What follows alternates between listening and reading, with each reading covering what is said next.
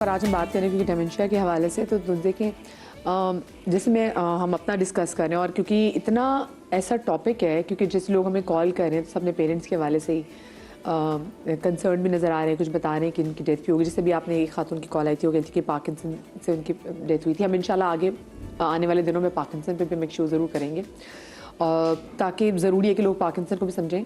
लेकिन एक डिमेंशिया की बड़ी वजह जो मुझे भी अक्सर फील हुई वो ये कि when my mother passed away, क्योंकि देखिए मैं मिल तो मुझे अक्सर कभी मेरे घर वाले कहते हैं कि सब चीज़ें तो लोगों को पता है कि क्या चीज़ें हो रही हैं।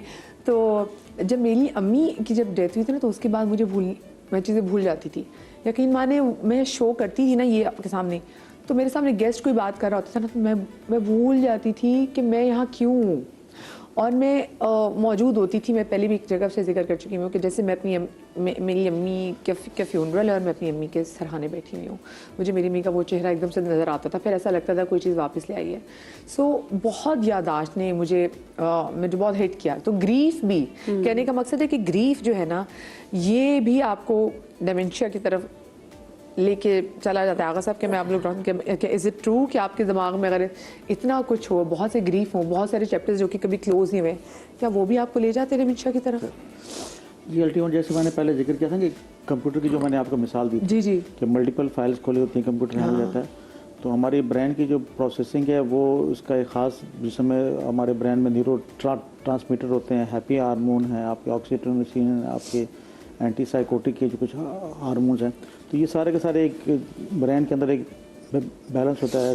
डोपामिन है, सेरोटोनिन है, नॉरएपिनेफ्रिन है, तो इनका बैलेंस इनकी ऑप्टिमम क्वांटिटी में होना ज़रूरी होता है। और एग्जैक्टली जब इनकी कमी बेशी होती है तो ये जो हमारे फार्माकोलॉजिकल जो ट्रीटमेंट होती है वो हम ड्रग्स के ज़रिए उनको हम बैलेंस करते हैं, और जब हम बैलेंस करते हैं तो आपके अंदर चीज़ें जो है ना बेहतर हो जाती हैं। कोई भी इमोशन अगर आपको जगड़ के रख रहा है, आपको जाने नहीं दे रहा, तो आपको मौजूदा लम्हे में रहने ही नहीं देगा। जैसे आगा साहब ने शुरू में बात की थी तवज्जो।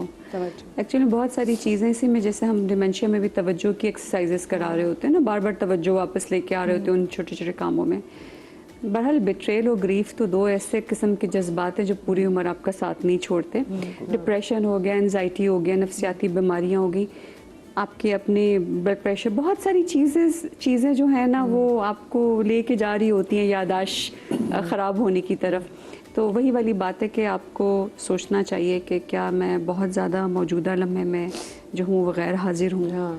तो उसमें फिर आपको जैसे एक शो में हमारी बात भी हुई थी, माइंडफुलनेस पे बात हुई थी कि आपको ऐसा लगे कि आपका दिमाग पास्ट में चला गया है या फ्यूचर में और वहीं पे अटक गया है, तो दैट्स कॉल के टेंशन चली गई है। फिर अपने आप को मुख्तलिफ खवासे हमसा के थ्रू आप वापस लेके आ सकते हैं, टच कर सकते हैं, अपने फेस को हाथ लगा सकते हैं, इसको हाथ लगा सकते हैं, आवाज़ों पे ध्यान दे सकते हैं। जैसे वो कहते हैं ना मजाक मजाक, अच्छा मुझे यकीन ना मैं चुटकी काटो चुटकी काटो, देखे ना अब साथ में देखें हम साथ में एक तरह से तकलीफ में भी हैं क्योंकि ये टॉपिक वाकई ऐसा है कि आपके बहुत सारे जो हम बात करें हमारे अपने ट्रॉमास ट्रिगर हो सकते हैं। अच्छा मेरे अपने अबू डिमेंशिया जी देखो तो मैं उनको बहुत तकलीफ दे है उनको इस कंडीशन में कि जब वो पहचानते भी नहीं, नाम भी नहीं पहचानते, अपनी शक्ल नहीं पहचानते, कितना तकलीफ and he such a senior officer. और उनको मैंने एक एजाज़ हुआ कि उनको मैंने दिखाया कि देखें आपके एजाज़ में तस्वीर लगी हुई है, तो उन्होंने कहा ये कौन है, तो लिटरली मेरे आंखों से ऐसे आंसू आए। मैंने कहा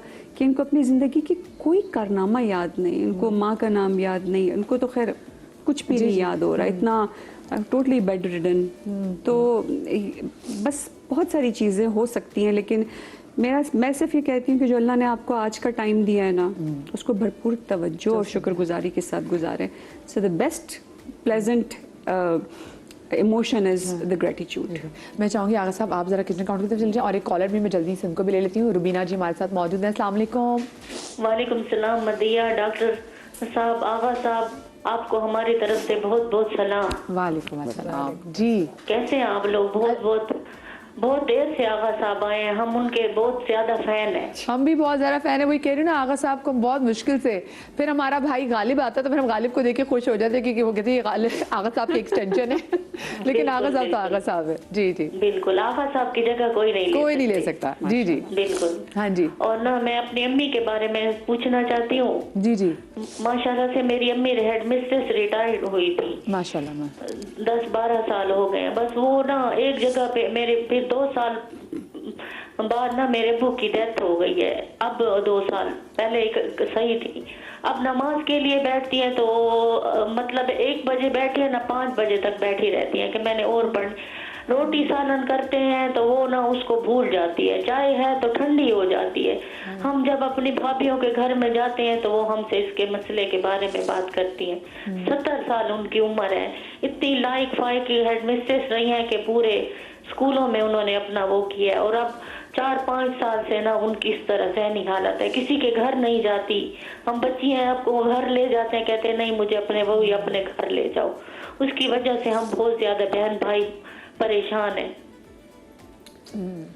वो ग्रीफ ना, ग्रीफ दैट्स हाउ एक्चुअली में मुझे ऐसा लगता है कि वो जो अब्बा का जाना है ना, वो सबसे बड़ा रीज़न है उनकी इस कैफियत का। डिप्रेशन भी हो सकता है, ग्रीफ भी है, और साथ साथ उम्र ऐसी है तो डिमेंशिया का भी इशू हो सकता है। आप ऐसा कीजिएगा, एक दफ़ा किसी अच्छे साइकेट्रिस्ट को या न्यूरोलॉजिस्ट को दिखा लें, बहुत फ़र्क पड़ेगा। क्योंकि वो जब ध्यान से पूरी हिस्ट्री सुनेंगे तो डिप्रेशन की अगर दवाई देंगे और डिमेंशिया की देंगे तो कम से कम आपको उनकी ज़िंदगी बेहतर फील होगी। दूसरा, आपको थोड़ा छोटी छोटी एक्टिविटीज़ में उनको इन्वॉल्व करना पड़ेगा। तो जो गम है ना वो तो साथ छोड़ता नहीं है, तो बस आपको उनको इंगेज करके रखना पड़ेगा। और उनकी दोस्त हैं, उनकी दोस्तों को बुलाएं भाई, उनकी दोस्तों को घरों पे बनाएं। वो इतने अरसे तक लंबी सर्विसेज करती रही हैं। खैर आज का टॉपिक आई एम सॉरी बहुत टची है आगे साहब, बिल्कुल मैं, क्योंकि वो टॉपिक ऐसा ना कि आप अल्लाह खैर करे। देखिए, जो डिमेंशिया के लिए हम बात कर रहे हैं, 2 चीज़ें सबसे इम्पॉर्टेंट हैं। एक आपकी नींद और आपकी एक्टिविटी। इस एक्टिविटी में फिर वही 3 चीज़ें हैं कि आपकी खुराक कैसी है, आपके रोज़ और शब कैसे हैं, और आप किस वक्त हो जाते हैं। ये बात लोगों को समझने की है कि जो लोग वक्त पर नहीं सो रहे और कंप्लीट नींद नहीं ले रहे, उनके लिए ज़हनी मसाइल हमेशा खड़े हैं। एक छोटी सी रेसिपी लेकर हाजिर हुआ। इसमें हम डालेंगे 2 चमचे सौंफ। सौंफ का ताल्लुक़ बुनियादी तौर पर मैदे से है, और मैदे के साथ साथ सौंफ का ताल्लुक़ जो है वह हमारे एंजाइम से है, उन केमिकल से है जो हमारे ब्रेन में सप्लाई होते हैं। नो डाउट आगा साहब, जब अक्सर पेट का कोई प्रॉब्लम होती है तो हम फ़ौरन सौंफ पुदीने का पानी कहते हैं, बहुत अच्छा होता है, तो ये पेट के हवाले से भी होता है। दूसरी जो चीज़ है वो मैं इसमें डाल रहा हूँ 2 टेबल स्पून के करीब बादाम। यानी बादाम और सौंफ की मकदार एक जैसी होनी चाहिए। अच्छा, ठीक है। इसका 1/5 यानी आधे चमचे से कुछ कम ये मैं डाल रहा हूँ। ये कहते हैं सफ़ेद मिर्च। ओके। आमतौर पर लोग इसे दखनी मिर्च भी कहते हैं, वाइट पेपर। ये मैंने इसमें ऐड कर दिया जी। और चौथी चीज़ जो मैं ऐड कर रहा हूँ ये है ब्रह्मी बूटी। इसको कहते हैं ब्रह्मी बूटी, इसका इंग्लिश नेम है बकोपा। और मेरा अपना ख्याल ये है कि पाकिस्तानी शायद इसे कम जानते होंगे, अमेरिका इसे बहुत अच्छी तरह जानता है। और बकोपा पर अब बाकायदा तहकीक मौजूद है कि जो डिमेंशिया है उसके लिए दुनिया की बेहतरीन दवा या जिंको बाइलोबा है या बकोपा है। तो बकोपा का उर्दू नाम जो है वो ब्रह्मी बूटी है। अगर ये सही तौर पर आपको इंग्रेडिएंट सही मिल जाए तो नथिंग लाइक इट, आपकी ये तमाम चीज़ें बिल्कुल ठीक हो सकती हैं। सही, ठीक है। इसकी मकदार 1 टीस्पून के करीब होगी ये, और अगर मुमकिन हो तो इसकी पत्तियां अगर मिल जाएं तो वो बेस्ट है। चौथी चीज़ जो मैं इसमें ऐड कर रहा हूँ वो है मिश्री। मिश्री तकरीबन बादाम और जो सौंफ है उसकी मकदार से दुगनी होनी चाहिए मिश्री। अच्छा, फिर वही बात है, जो सप्लाई हो रही है वो फोर्स क्या है, सोर्स क्या है, फोर्स क्या है। तो सोर्स जो है वो है शक्कर, तो मैंने इसमें मिश्री डाली, ठीक है। और फोर्स क्या है, जो हमारे केमिकल्स हैं, जो हमारा B2 है, रिबोफ्लाविन है, वो असल में सबसे बड़ी फोर्स है जो इस सोर्स को वहाँ तक अप्लाई करती है। तो डॉक्टर साहब जिस तरह बात कर रहे थे कि हमें दवाओं के इंतखाब में तमाम चीज़ें बेहतर करनी चाहिए, लेकिन B कॉम्प्लेक्स या B2 एक ऐसी दवा है जो डिमेंशिया को किसी हद तक कंट्रोल कर सकती है। तो मैंने इसमें डाली मिश्री ताकि हम जो है वो सोर्स को एग्रीवेट कर सकें। इन 5 चीज़ों को बिल्कुल बारीक पीस कर घर में रखिए। जो आपके डायमेंशिया के पेशेंट हैं उनको 1 टीस्पून दूध के साथ दिन में 1 मरतबा देना शुरू कीजिए, उनको कंपनी बेहतर दीजिए, उनको डूबते हुए सूरज को दिखाइए। आप यकीन कीजिए कि बहुत सारे मसाइल बेहतर हो जाएंगे। वैदा ये कहती है कि अगर डूबते हुए सूरज को कोई शख्स देखे तो उसे नींद बेहतर आएगी। और हम पूरी डिस्कशन में कहीं ये बात बार बार कहते रहे हैं कि डायमेंशिया में नींद पूरी होना इंतहाई ज़रूरी है। अगर आपका ब्रेन अपने टाइम पर सोकर अपने मेलाटोनिन को कम्प्लीटली यूज़ करके सुबह के वक्त वापस आएगा तो ये बेहतरीन अमल होगा। और अगर निकलते हुए सूरज की रोशनी दिखाएंगे तो खुदा के जानिए, अल्लाह पे यकीन कीजिए कि सूरज की रोशनी आके ये नहीं पूछेगी तुम्हारी उम्र कितनी है, वो आपके लिवर के एंजाइम्स को बेहतर करेगी, वो आपके विटामिन सी को बेहतर करेगी, वो आपके विटामिन D3 को कंप्लीट करेगी। और विटामिन D3 के बारे में एक छोटा सा जुमला और अर्ज करूँगा कि हमारे यहाँ आम तौर पर ये कहा जाता है कि विटामिन D3 30 कम से कम होना चाहिए। शायद ये बात पुरानी हो गई। विटामिन D3 की मिकदार कम से कम 50 होनी चाहिए। 50 5 भी नहीं होगी आगा साहब, मैं तो ये सोच रही हूँ। आप सही कह रहे हैं, अप टू 70 होनी चाहिए। Yes. That's latest. और अब जो जिस तरह हम अगर फर्स्ट करें, हम डायमेंशिया की बात करते हैं, हम क्रैम्प्स की बात करते हैं, हम शुगर की बात करते हैं, हम हमारे ट्रांसमिशन की बात करते हैं कि हमारे आसाबी निज़ाम कैसे हो, हम अगर डायबिटिक न्यूरोपैथी की बात करते हैं, तो हर सूरत में जिस दवा को मैं कॉमनली अगर कहूँगा तो विटामिन D3 है। खुदा के लिए अपना vitamin D3 not less than 50 पे लेकर आइए, आपको बहुत सारे मसाइल से निजात मिलेगी। देखिए ना, अभी विटामिन D की और D3 की कमी है, जिसकी वजह से हम देख रहे हैं डिप्रेशन बहुत जो अगर मैं अब अभी जैसे हम यूके में, मैं क्यों मिसाल देती हूँ क्योंकि वहाँ ऐसे केसेस, तो अब हमारे लोगों ने डिप्रेशन की बात करना शुरू की, जैसे हमने पोस्ट पार्टम डिप्रेशन के वाले से बात करना शुरू की, बेबी ब्लूज के, तो बाहर तो ये चीज़ें बहुत सी हो रही। तो वो क्योंकि अभी जो वेस्ट में ये टाइम है कि जी बहुत जल्दी सूरज डूब जाता है 3 बजे 4 बजे।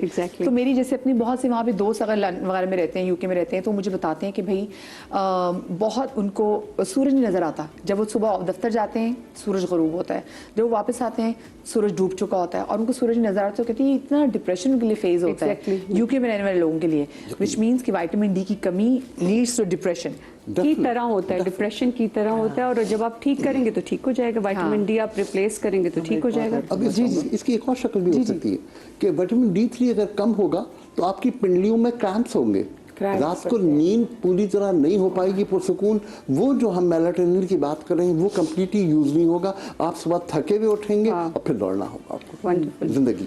जी, मैं एक चीज़ यहाँ पे ऐड करना चाहूँगा। अभी हमने नींद की बहुत ज़्यादा बात की। नींद होनी चाहिए लेकिन नेचुरल होनी चाहिए। अगर आप उनको बेंजोडाज़ेपिन, स्लीपिंग पिल्स जैसे ज़ैनेक है, एल्प्राजोलाम है, लोराज़ेपाम है, लेक्सोटिनिल है, तो these drugs they are very harmful for the Alzheimer and dementia. Lexotanil तो जहर है। जी हाँ, बिल्कुल। तो कभी भी किसी पेशेंट को अगर हमने आज हम टीवी पे ये चूँकि मैसेज दे रहे हैं, तो मेरा बताने का मकसद है कि ये गलत मैसेज ना चला जाए कि लोग जो है उनको स्लीपिंग पिल देना शुरू कर दें। जी। अगर डिमेंशिया के पेशेंट को आप स्लीपिंग पिल देंगे तो बिलीव मी कि उनका प्रॉब्लम एग्रीवेट हो जाता है। बिल्कुल। तो उनको नेचुरल स्लीप की तरफ जाएं। उसके लिए योगर्ट है, उनके लिए दूध है, रात को उनको सोते हुए दूध दें। सारी जो चीज़ें बताई हैं ये उनको दें और उनको रात को थोड़ा बहुत एक्सरसाइज करवाएं और उनको मील जो है उनका सोने से कम 3 घंटे पहले खा लें वो। और उसके बाद उनका सबसे बड़ी बात वाटर इंटेक बढ़ाएं। वाटर इंटेक होना चाहिए, कोका कोला इंटेक नहीं होना चाहिए। यानी कि प्लेन, जी हाँ, प्लेन वाटर होना चाहिए और सन एक्सपोजर होना चाहिए। और उसके बाद सलाद का इस्तेमाल उनको करवाएं ताकि उनकी एपेटाइट बेहतर होगी, उनका स्टमक भरा होगा तो उनको नेचुरल तरीके से नींद आएगी। तो ये बहुत इंपॉर्टेंट है कि स्लीपिंग पिल्स को बिल्कुल अवॉइड करें। और अगर किसी डॉक्टर ने अगर लिख भी दी आपको तो कोशिश ये करें कि जितने अरसे के लिए लिख के दी उतने अरसे के लिए लें और उसको फिर ग्रेजुअली उसको बंद करें, एकदम उसको स्टॉप ना करें। अगर किसी ने हाफ टैबलेट दी है तो उसको क्वार्टर पे लेकर आए फिर उसको बंद करें। बस डॉक्टर के मशवरे के मुताबिक इस्तेमाल करें। स्लीपिंग पिल्स तो कभी भी डॉक्टर के मशवरों के अलावा नहीं करना चाहिए। अम्मा की मशवरा लेक्सोटिनिल खा लो, ये खा लो, हम देते ही 2 हफ्तों के लिए हैं। नहीं लोग तो जी आगा साहब हम इसको कंप्लीट करना चाहेंगे। आगा साहब मैं पूछना चाह रही हूँ कि शुगर का पेशेंट ये मिश्री खा सकते हैं? जी, उसमें मिश्री की मिकदार कम कर दें उनके लिए, दैट्स ऑल। और कोई नंबरा शुगर, लेकिन शुगर थोड़ी सी चाहिए। जिस तरह मैंने BBS की खाना खाने के बाद एक चॉकलेट जितनी शुगर, बार जितनी, हाँ, यानी बार कोई हो, गुड़ हो, कोई मीठी चीज हो, चाहे खजूर हो, वो खाना खाने के बाद जरूर खाइए। इसका एक और मैकेनिज्म भी है। जब हम खाना खा लेते हैं हमारे एंजाइम कंप्लीटली वो हो जाते हैं, बेहतर हो जाते हैं। जब हम मीठा खाते हैं तो ये मैसेज जाता है इंसुलिन बनाने के लिए। इंसुलिन हमेशा पेंक्रियास का बीटा सेल बनाता है। अल्फा सेल हमारे जो एंजाइम्स हैं, पेंक्रियाटिक एंजाइम हमारे हजम के लिए ज़रूरी है, वो बनाते हैं। तो जब अल्फा बीटा दोनों सेल्स काम करेंगे लबलबे के, तो फिर आपका हजम का निज़ाम भी बेहतर होगा, आपका इंसुलिन का रिएक्शन भी बेहतर होगा, इंसुलिन की प्रोडक्शन बेहतर होगी, आप डायबिटीज़ से बचे रहेंगे। लेकिन खुदा के लिए खाना खाने के बाद बस एक चॉकलेट जितनी प्लेट भर के नहीं। सही। मुझे एक और बात बताएं, ये जो बच्चों को अभी इस बचपन में बच्चों को ल्योर करने के लिए हम बच्चों को चॉकलेट देते हैं, बच्चों को इतना मीठा खिलाते हैं। आजकल तो ये जो सारे जो कैफ़े का सिस्टम भी है, लोग ना चाहते हुए भी जो हम जो कैफ़ीन इंटेक कर रहे हैं, फिर डिफरेंट किस्म के फ्लेवर्स आगे हुए हैं, वो जो इतना मीठे का इंटेक हम कर रहे हैं, तो ये मीठा सारा आगे क्या डिमेंशिया में तब्दील होगा? OCD, simple OCD. बात यह है कि ब्रेन की एक्टिवेशन जहाँ पर कूल होनी चाहिए वहाँ आपने एग्रीवेट कर दी। और ख़ास तौर पे 1 साल से पहले बच्चों को तो नमक और शक्कर का एहसास ही नहीं होना चाहिए कि उन्हें क्या है, दुनिया में क्या चीज़ें। तेजी आना शुरू हो जाती है, बहुत तेजी। सर ये टॉपिक है बहुत वास्ट है। अगर आपकी कंपनी को यहाँ पे मुझे इजाज़त लेनी है। थैंक यू सो मच आप सबका। अल्लाह पाक आपके तमाम गमों को दूर रखे और आप सब लोगों को मेंटल पीस दे। शाद रही, आबाद रही। अल्लाह पाक आपको औलाद के गम से महफूज रखे। ज़िंदगी नहीं तो आपसे कल मुलाकात होगी। अल्लाह हाफ़िज़।